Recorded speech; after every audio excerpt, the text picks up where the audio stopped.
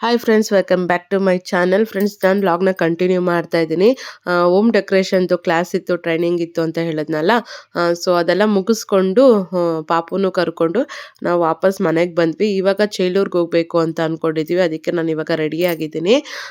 So ಪಾಪುಗೂ ಕೂಡ ತಿನ್ನಿಸ್ದೆ, ಅವಳೇನು ಅಷ್ಟು ಸರಿಯಾಗಿ ತಿಂದಿಲ್ಲ. ಅದೇ ಔಟ್ಸೈಡ್ ಹೋಗ್ತಾ ಇದೀವಲ್ಲ, ಅಲ್ಲೇನಾದರೂ ತಿನ್ನಬೇಕು ಅಂತ ಅಂದ್ಕೊಂಡಿದ್ದಾಳೆ ಅವಳು. ಅದಕ್ಕೆ ಏನು ಸರಿಯಾಗಿ ತಿನ್ನೋದೇ ಇಲ್ಲ.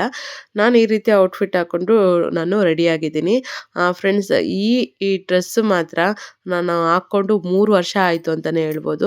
ಮದುವೆ ಆದ ಸ್ಟಾರ್ಟಿಂಗ್ ಟೈಮಲ್ಲಿ ನಾನು ಹೊಸದಾಗಿ ತಗೊಂಡಾಗ ಒಂದು ಸರಿ ಹಾಕಿರೋದು ಅಷ್ಟೇ ಈ ಬಟ್ಟೆನ. ಅದಾದಮೇಲೆ ಇವತ್ತೇ ಹಾಕ್ತಾ ಇರೋದು. ನಾವು ಕೊಯಂಬತ್ತೂರಿಗೆಲ್ಲ ಹೋಗಿದ್ವಿ. ಅಲ್ಲಿ ನಾವು ಫಾಲ್ಸ್‌ಗೆಲ್ಲ ಹೋಗಿದ್ವಿ. ಆವಾಗ ಹಾಕ್ಕೊಂಡಿದ್ದು ಡ್ರೆಸ್ ಇದು.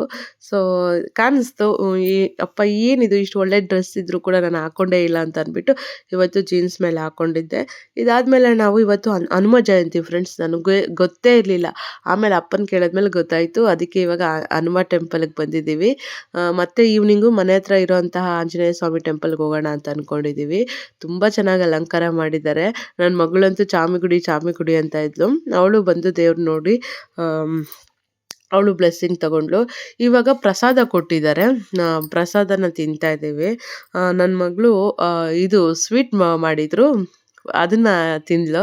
ಖಾರ ತಿನ್ನು ಅಂತಂದ್ರೆ 1-2 ತುತ್ತು ತಿಂದ್ಬಿಟ್ಟು ಖಾರ ಬೇಡ ಅಂತ ಹೇಳಿದ್ಲು. ಪ್ರಸಾದ ಅಂತೂ ಫ್ರೆಂಡ್ಸ್ ತುಂಬ ಚೆನ್ನಾಗಿರುತ್ತೆ. ಅದು ಆಂಜನೇಯ ಸ್ವಾಮಿ ಟೆಂಪಲ್ ಪ್ರಸಾದ ಅಂತೂ ಇನ್ನೂ ತುಂಬ ಚೆನ್ನಾಗಿರುತ್ತೆ. ನನ್ಗೆ ಯಾವುದೇ ಟೆಂಪಲ್ಗೆ ಹೋದರೂ ಪ್ರಸಾದ ತುಂಬ ಇಷ್ಟ.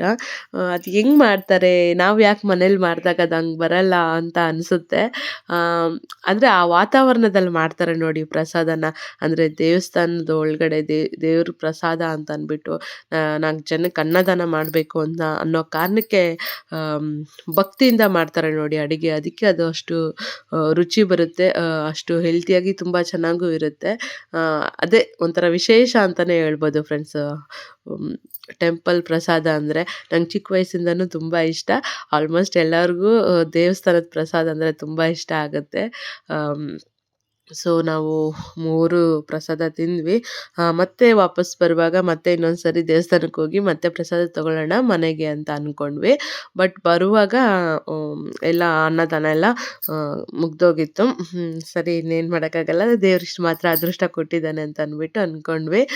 ಇವತ್ತು ಹನುಮ ಜಯಂತಿ ದಿವಸ ಮನೆಗೆ ಕೋತಿಗಳು ಕೂಡ ಬಂದಿತ್ತು. ಇಷ್ಟು ದಿವಸ ಬರ್ತಾ ಇರಲಿಲ್ಲ, ಕರೆಕ್ಟಾಗಿ ಹನುಮ ಜಯಂತಿಗೆ ಬಂದ್ಬಿಟ್ಟಿದೆ ಕೋತಿಗಳು. ಸೊ ಅವಾಗ ನಾವು 1-2 ಬಾಳೆಹಣ್ಣು ಕೊಟ್ವಿ. ಅಂದರೆ ಫ್ರೆಂಡ್ಸ್, ಮನೆ ಹತ್ರ ಕೊಟ್ಟಿಲ್ಲ, ಮಾಡಿ ಮೇಲೆ ಹೋಗಿ ಬಾಳೆಹಣ್ಣು ಕೊಟ್ವಿ. ತುಂಬ ಬಂದಿದ್ದಾವೆ. ಏನು ಅಂತಂದರೆ ಎಲ್ಲ ಕಿತ್ಲಾಡ್ತವೆ. ಅದಕ್ಕೆ ಮೇಲ್ಗಡೆ ಹೋಗಿ 1-2 ಕೊಟ್ಬಿಟ್ಟು ನಮ್ಮಮ್ಮ ಬಂದುಬಿಟ್ರು. ಈಗ ನೋಡಿ ಪ್ರಸಾದ ಎಲ್ಲ ತಿಂದಾಯಿತು. ಇವಾಗ ಇಲ್ಲಿಂದ ಹೊರಡ್ತಾ ಇದ್ದೀವಿ. ಸೊ ನಾನು ಯಾಕೆ ಎಂಡಿಂಗ್ ಎಲ್ಲ ನಾನು ಎಡಿಟ್ ಮಾಡಿ ಹಾಕಲ್ಲ ಅಂದರೆ, ಇಷ್ಟು ಕಷ್ಟಪಟ್ಟು ಕ್ಯಾಮ್ರಾ ಎಲ್ಲೆಲ್ಲಿ ಇಟ್ಟಿರ್ತೀವಿ, ಎಷ್ಟು ಕಷ್ಟ ಆಗುತ್ತೆ ಕ್ಯಾಮ್ರಾ ಆನ್ ಮಾಡೋಕ್ಕೆ ಆಫ್ ಮಾಡೋಕ್ಕೆ ಅಂತ ಗೊತ್ತಾಗಲಿ ಅಂತ ಅಂದ್ಬಿಟ್ಟು ಒಂದೊಂದು ನಾನು ಎಂಡಿಂಗ್ ಎಲ್ಲ ಕ್ಲಿಯರ್ ಮಾಡಲ್ಲ. ಈಗ ಅಪೋಲೋ ಬಂದಿದ್ದೀವಿ, ಹಾಸ್ಪಿಟ್ಲಲ್ಲ ಮೆಡಿಕಲ್ ಶಾಪ್ಗೆ ಬಂದಿದ್ದೀವಿ. ಇಲ್ಲಿ ಏನು ಬೇಕೋ ಎಲ್ಲ ಥರ ಐಟಮ್ಸ್ ಸಿಗುತ್ತೆ.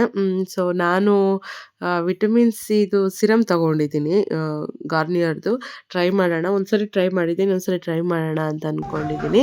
ಇದಾದಮೇಲೆ ಪಾಪುಗೆ ಮತ್ತು ಅಪ್ಪಗೆ ಔಷಧಿ ಎಲ್ಲ ಬೇಕಿತ್ತು. ಅವ್ರಿಗೆ ಶುಗರ್ ಇರೋದ್ರಿಂದ ಶುಗರ್ ಕಡಿಮೆ ಆಗೋಕ್ಕೆ ಸಿರಪ್ ತೊಗೊತೀವಿ, ಅದೆಲ್ಲ ತೊಗೊಂಡ್ವಿ. ಇದಾದಮೇಲೆ ಬಂದಿದ್ದು ಪಿಜ್ಜಾ ಸೆಂಟರ್ಗೆ. ಇಲ್ಲಿ ಪಾಪುಗೆ ಇದು ಕೊಡಿಸಿದ್ದೀವಿ ನೋಡಿ, ಐಸ್ ಕ್ರೀಮ್ ಕೊಡಿಸಿದ್ದೀವಿ. ಹಾಗೆ ನಾನು ಐಸ್ ಕ್ರೀಮ್ ತಿಂತಾಯಿದ್ದೀನಿ. ಸೊ ಇಲ್ಲಿ ಪಿಜ್ಜಾ ಹಟ್ಗೆ ಯಾವಾಗಲೇ ಬಂದರೂ ಐಸ್ ಕ್ರೀಮು ಮತ್ತು ಫ್ರೆಂಚ್ ಫ್ರೈ, ಪಿಜ್ಜಾ ಈ 3 ಕೂಡ ಆರ್ಡ್ರ್ ಮಾಡ್ತೀವಿ ಐಸ್ ಕ್ರೀಮ್ ಪಾಪುಗೆ. ಸೊ ನಾನು ಪಾಪು ಇವತ್ತು ಐಸ್ ಕ್ರೀಮ್ ತಿಂದಿದ್ದೀವಿ. ಕೋಲ್ಡ್ ಇದ್ದರು. ಏನು ಅಂತಂದರೆ ಪಾಪುದು ಹೀಟ್ ಬಾಡಿ ಫ್ರೆಂಡ್ಸ್, ನೀವು ಅಂದ್ಕೊಬೇಡಿ ಐಸ್ ಕ್ರೀಮ್ ಕೊಟ್ಟು ಈ ಕೋಲ್ಡಲ್ಲಿ ಮಗುಗೆ ಹೆಲ್ತ್ ಹಾಳು ಮಾಡ್ತಾಯಿದ್ರೆ ನೆಗಡಿ ಜ್ವರ ಬರಲ್ವಾ ಆ ಥರ ಎಲ್ಲ ಅಂದ್ಕೊಳ್ಳೋಕ್ಕೆ ಹೋಗಬೇಡಿ. ಯಾಕಂದರೆ ಪಾಪುದು ತುಂಬ ಹೀಟ್ ಬಾಡಿ ಆಗಿರೋದ್ರಿಂದ ಅವಳಿಗೆ ಐಸ್ ಕ್ರೀಮ್ ಈ ಟೈಮಲ್ಲಿ ಐಸ್ ಕ್ರೀಮ್ ತಿಂದರೂ ಕೂಡ ಶೀತ ಆಗಲ್ಲ. ಅಂದರೆ ಏನು ಅಂತಂದರೆ back to back 3-4 days continuous ಆಗಿ ಐಸ್ ಕ್ರೀಮ್ ತಿಂದರೆ ಖಂಡಿತ ಅವಳಿಗೂ ಕೋಲ್ಡ್ ಆಗುತ್ತೆ, ಅವಳಿಗೂ ಶೀತ ಬರುತ್ತೆ. ಬಟ್ ನಾವು ಆ ಥರ ಕೊಡೋದಿಲ್ಲ. ಯಾವಾಗಾದರೂ ಹೊರಗಡೆ ಕರ್ಕೊಂಡೋದಾಗ ಒಂದಿನ ಮಾತ್ರ ಕೊಡ್ತೀವಿ. ಈಗ ನನ್ನ ಹಸ್ಬೆಂಡ್ ನನಗೆ ಐಸ್ ಕ್ರೀಮ್ ತಿನ್ನಿಸ್ತಾ ಇದ್ದಾರೆ, ನಾನು ಅವ್ರಿಗೂ ತಿನ್ನಿಸ್ದೆ. ಫ್ರೆಂಚ್ ಫ್ರೈ ಬಂದಿದೆ, ಇದು ತುಂಬ ಚೆನ್ನಾಗಿರುತ್ತೆ. ಆಲೂಗಡ್ಡೆದು ಖಾರ ಹಾಕಿ ಆ ಚಿಪ್ಸ್ಗಿಂತ ತುಂಬ ಚೆನ್ನಾಗಿರುತ್ತೆ ಅಂತಲೇ ಹೇಳ್ಬೋದು. ಈಗ ನೋಡಿ ಪಿಜ್ಜಾ ಬಂದಿದೆ, ಮಿಕ್ಸ್ಡ್ ಕಾರ್ನು ಮತ್ತು ಯಾವುದಪ್ಪ ಪನ್ನೀರ್. ಸೊ ಇವೆರಡು ಕಾಂಬಿನೇಷನ್ ತುಂಬ ಇಷ್ಟ ಆಗುತ್ತೆ ನಮಗೆ ಪಿಜ್ಜಾ. ನಾವು ದಿನ ತಿನ್ನಲ್ವಲ್ಲ, ಯಾವಾಗಾದರೂ ಔಟಿಂಗ್ ಅಂತ ಬಂದಾಗ ಮಾತ್ರ ಪಿಜ್ಜಾ ತಿನ್ನೋದಲ್ವ. ಸೊ ಇಲ್ಲಿ ಚೆನ್ನಾಗಿರುತ್ತೆ. ಸೊ ಒಮ್ಮೆಸ್ ಏನಾದರೂ ಒಂದು ಹಾಕೊಂಬಿಟ್ರೆ ಆಗೋಯ್ತು, ಪಿಜ್ಜಾ ತಿನ್ನೋಣ ಅಂತ ಅಂದ್ಬಿಟ್ಟು ತಿಂದಿದ್ದೀವಿ. ಲಾಸ್ಟ್ ಪಿಜ್ಜಾ ಒಂದಿದೆ, ನಾನು ನೀನು ತಿನ್ನು ಅಂತ, ಹರ್ಷು ನೀನು ತಿನ್ನು ಅಂತ ಅಂದ್ಬಿಟ್ಟು ಹಿಂಗೆ ಆಗಿ ಆಮೇಲೆ ಇಬ್ಬರು ಹಾಫ್ ತಿಂದ್ವಿ. ಇದಾದಮೇಲೆ ಜಿಲೇಬಿ ಸಮೋಸ ತಂದರು. ಜಿಲೇಬಿ ತಿಂದು ನಾನು ತುಂಬ ವರ್ಷಗಳಾಗೋಗ್ಬಿಟ್ಟಿದೆ ಫ್ರೆಂಡ್ಸ್. ಫ್ರೆಶ್ಶಾಗಿ ಮಾಡ್ತಾಯಿದ್ರು, ಅದಕ್ಕೆ ಜಿಲೇಬಿ ಇರುತ್ತೆ ತನ್ನಿ ಅಂತಂದೆ. ಸೊ ಜಿಲೇಬಿ ತಂದಿದ್ದಾರೆ. ಈ ಎರಡು ಸುಮ್ಮನೆ ನಮ್ಮಿಬ್ಬರಿಗೆ ಸದ್ಯಕ್ಕೆ ತಿನ್ನೋಕ್ಕೆ ತಂದಿದ್ದಾರೆ. ಆಲ್ರೆಡಿ ಪ್ಯಾಕಿಂಗ್ ಮಾಡ್ಕೊಂಬಂದಿದ್ದಾರೆ. ಇವಾಗ ಆನ್ ದಿ ವೇ ಮನೆಗೆ ಹೋಗೋಷ್ಟೊತ್ತಲ್ಲಿ ಸಾಯಂಕಾಲ ಆಗ್ತಾ ಬಂತು, ಸೂರ್ಯ ಉಳ್ಗೋ ಟೈಮು. ಈ ಸೀನರಿ ತುಂಬ ಚೆನ್ನಾಗಿದೆ. ಇಲ್ಲಿ ಕೆರೆ, ಮೇಲ್ಗಡೆ ಸೂರ್ಯ ಮುಳುಗ್ತಾ ಇದ್ದಾನೆ. ಆ ಸೀನ್ ತುಂಬ ಚೆನ್ನಾಗಿದೆ. ಇನ್ನೂ ಬೇರೆ ಟೈಮಲ್ಲಂತೂ ಎಷ್ಟು ಚೆನ್ನಾಗಿ ಕಾಣಿಸುತ್ತೆ ಅಂದರೆ ಫುಲ್ಲು ಕೆಂಪಾಗಿ ಕಾಣಿಸುತ್ತೆ ಸೂರ್ಯ. ನೋಡಿ ಇಲ್ಲಿ ನಾನು ಹಿಡಿಯೋಕ್ಕೆ ಟ್ರೈ ಮಾಡಿದೆ, ಆಗಲಿಲ್ಲ. ಅದಾದಮೇಲೆ ಫ್ರೆಂಡ್ಸ್ ಇದು ನೋಡಿ ಭಯ ಆಗೋಯ್ತು. ಇಲ್ಲಿ ದೃಷ್ಟಿ ಬೊಂಬೆ ಹೆಂಗಿಟ್ಟಿದ್ದಾರೆ ನೋಡಿ, ಮರಕ್ಕೆ ತಗ್ಲಾಕ್ಬಿಟ್ಟಿದ್ದಾರೆ. ಅದು ನೋಡೋಕೆ ಭಯಾನಕವಾಗಿದೆ. ರಾತ್ರಿ ಹೊತ್ತೇನಾದರೂ ನೋಡಿದ್ರೆ ಎಷ್ಟು ಭಯ ಆಗಲ್ವಾ? ಸಖತ್ ಭಯ ಆಗುತ್ತೆ. ಅದಾದಮೇಲೆ ಫ್ರೆಂಡ್ಸ್ ಇಲ್ಲಿ ನಾವು ಎಲ್ಲಿಗೆ ಬಂದಿದ್ದೀವಿ ಗೊತ್ತಾ? ಜೋಳ ಕಿತ್ಕೊಳ್ಳೋಣ ಅಂತ ಬಂದಿದ್ದೀವಿ. ಪಾಪು ಮಲಗಿಬಿಟ್ಟಿದ್ದಾಳೆ. ಸೊ ಫಸ್ಟು ಅಂದರೆ ನನ್ನ ಹಸ್ಬೆಂಡ್ ಫ್ರೆಂಡ್ದು ಜೋಳ ಇದೆ ತೋಟ. ಫಸ್ಟು ಒಂದಕ್ಕೆ ಹೋಗಿದ್ವಿ, ಅದು ಅವ್ರದ್ದಲ್ಲ ಅಂತ ಗೊತ್ತಾಯಿತು. ಅದಕ್ಕೆ ಅಲ್ಲಿಂದ ಬಂದುಬಿಟ್ವಿ, ನಾವೇನು ಕಿತ್ಕೊಳ್ಲಿಲ್ಲ. ಇಲ್ಲಿ ನನ್ನ ಹಸ್ಬೆಂಡ್ ಫ್ರೆಂಡೇ ಎಷ್ಟು ಬೇಕೋ ಅಷ್ಟು ಕಿತ್ಕೊಳ್ಳಪ್ಪ, ನಿಂದು ಅಂದ್ಕೊಂಡು ಕಿತ್ಕೊಳ್ಳಪ್ಪ ಅಂತ ಹೇಳಿದ್ರು ಜೋಳ ಎಲ್ಲ. ಅದಕ್ಕೆ ಸರಿ ಆಯಿತು, ನಂದು ಅಂದ್ಕೊಂಡೆ ನಾನು ಕಿತ್ಕೊತೀನಿ ಅಂತ ಅಂದ್ಬಿಟ್ಟು ಒಂದು 5-6 ಜೋಳ ಕಿತ್ಕೊಂಡ್ವಿ ಫ್ರೆಂಡ್ಸ್. ಇನ್ನೂ ಸ್ವಲ್ಪ ಟೈಮ್ ಬೇಕು ಜೋಳ ಚೆನ್ನಾಗಿ ಬರಬೇಕಂದ್ರೆ. ಸೊ ಪಾಪು ಮಲಗಿಬಿಟ್ಟಿದ್ದಾಳೆ, ಅವಳನ್ನೇ ಎತ್ಕೊಂಡು ಒಂದು ವೀಡಿಯೋ ಮಾಡ್ತಾಯಿದ್ದೀನಿ. ಇಷ್ಟು ಚೆನ್ನಾಗಿದೆ ಅಲ್ಲ ಜೋಳದ ತೋಟ. ಈಗ ನನ್ನ ಹಸ್ಬೆಂಡ್ ತಂದಿದ್ರು ನೋಡಿ, ಇಷ್ಟು ಕಿತ್ಕೊಂಡು ಬಂದಿದ್ದಾರೆ. ನಾನು ಒಂದು ಕಿತ್ಕೊತೀನಿ, ನನಗೂ ಇಷ್ಟ ಆಗುತ್ತೆ ಫ್ರೆಂಡ್ಸ್ ಈ ಜೋಳದಲ್ಲಿ ಹೋಗಿ ತರಕ್ಕೆ, ಜೋಳ ಎಲ್ಲ ಕಿತ್ಕೊಳ್ಳೋಕ್ಕೆ ತುಂಬ ಚೆನ್ನಾಗಿರುತ್ತೆ. ಗ್ರೀನರಿ ನಂಗೆ ತುಂಬ ಇಷ್ಟ ಆಗುತ್ತೆ, ಗಿಡಗಳು ಹೂಗಳು ಎಲ್ಲ ತುಂಬ ಇಷ್ಟ ಆಗುತ್ತೆ ನನಗೆ. ಸೊ ಅಲ್ಲೊಂದು ದೊಡ್ಡದು ಇತ್ತು ಅಂತ ಅಂದರು. ಸೊ ನಾನು ಕಿತ್ಕೊಳ್ಳೋಕೆ ಹೋಗ್ತಾಯಿದ್ದೀನಿ. ಸೊ ನೋಡಿ ಅಲ್ಲೊಂದಿದೆ ಅಲ್ಲ, ಅದನ್ನ ಕಿತ್ಕೊತಾ ಇದ್ದೀನಿ. ಸೊ ನನ್ನ ಹಸ್ಬೆಂಡ್ ಫ್ರೆಂಡು ಅವ್ರದ್ದು ಆಗಿರೋದಕ್ಕೆ ಈ ಜೋಳನ ಕಿತ್ಕೊಂಡ್ವಿ. ಚೆನ್ನಾಗಿ ಬಂದಿತ್ತು ಜೋಳ. ಮನೆಗೆ ಹೋದ್ಮೇಲೆ ಬೇಯಿಸ್ಕೊಂಡು ತಿಂದ್ವಿ. ಅದನ್ನು ಮತ್ತೆ ಮುಂದಿನ ಲಾಗಲ್ಲಿ ಹಾಕ್ತೀನಿ. ನೆಕ್ಸ್ಟ್ ಇಲ್ಲಿಂದ ಮನೆಗೆ ಹೊರಟ್ವಿ. ಇದು ಇನ್ನೊಂದು ರೂಟು ನಾವು ಮನೆಗೆ ಹೋಗೋದು. ಫಸ್ಟ್ ಟೈಮ್ ಈ ರೂಟಲ್ಲಿ ಹೋಗ್ತಾ ಇರೋದು.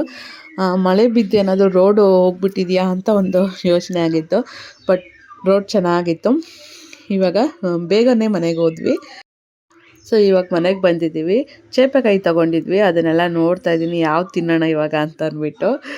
ಎಲ್ಲ ದೊಡ್ಡ ಹಣ್ಣಾಗಿರೋದು ಚೆನ್ನಾಗಿರೋದೇ ತೊಗೊಂಡಿದ್ದೀವಿ ಚೇಪೆಕಾಯಿ. ಅಮ್ಮಂಗೆ ಹಣ್ಣಾಗಿರೋ ಚೇಪೆಕಾಯಿ ಬೇಕು ಅಂತ ಹೇಳಿದ್ರು. ಸೊ ಅವ್ರಿಗೆ ಹಳ್ಳಾಗಲ್ಲ, ಅದಕ್ಕೆ ಹಣ್ಣಾಗಿರೋದೇ ತಿಂತಾರೆ. ಹಾಗೆ ಈಗ ಇಲ್ಲಿ ನೋಡಿ ಅರುಣಾಚಲದು ದೇವ್ರದ್ದು ಜ್ಯೋತಿ ಆಗ್ತಾ ಇರೋದನ್ನ ನಾವು ಟಿ ವಿಯಿಂದನೇ ನೋಡಿ ಖುಷಿ ಪಟ್ವಿ. ನಾವು ಅಲ್ಲಂತೂ ಹೋಗಿ ನೋಡೋಕ್ಕಾಗಲ್ಲ, ಅದಕ್ಕೆ ಇಲ್ಲಿಂದನೇ ನೋಡಿ ದೇವರೇ ಕಾಪಾಡಪ್ಪ, ಒಳ್ಳೇದು ಮಾಡಪ್ಪ ಅಂತ ಕೇಳ್ಕೊಂಡ್ವಿ. ಅದಾದಮೇಲೆ 6:30 ಹಂಗೆ ನಾವು ಆಂಜನೇಯ ಸ್ವಾಮಿ ದೇವಸ್ಥಾನಕ್ಕೆ ಬಂದು, ಇವತ್ತು ಹನುಮ ಜಯಂತಿ ಅಲ್ವಾ, ಆಶೀರ್ವಾದ ತಗೊಂಡ್ವಿ. ಅಮ್ಮ ನೋಡಬೇಕು ಅಂತ ಇದ್ದರು, ಆಂಜನೇಯ ಸ್ವಾಮಿ ದೇವಸ್ಥಾನಕ್ಕೆ ಬರಬೇಕು, ಆ ದೇವ್ರ ದರ್ಶನ ಮಾಡಬೇಕು ಅಂತಿದ್ರು. ಅದಕ್ಕೆ ಅಮ್ಮನ್ನು ಕರ್ಕೊಂಡು ಇವತ್ತು ದೇವಸ್ಥಾನಕ್ಕೆ ಬಂದ್ವಿ. ಇಲ್ಲಿಗೆ ಲಾಗ್ನ ಎಂಡ್ ಮಾಡ್ತೀನಿ ಫ್ರೆಂಡ್ಸ್. ಈ ವಿಡಿಯೋ ಇಷ್ಟ ಆಗಿದ್ರೆ ಪ್ಲೀಸ್ ಲೈಕ್ ಮಾಡಿ, ಕಮೆಂಟ್ ಮಾಡಿ, ಶೇರ್ ಮಾಡಿ. ನನ್ನ ಚಾನಲ್ಗೆ ಸಬ್ಸ್ಕ್ರೈಬ್ ಆಗಿ. Thanks for watching. Bye everyone.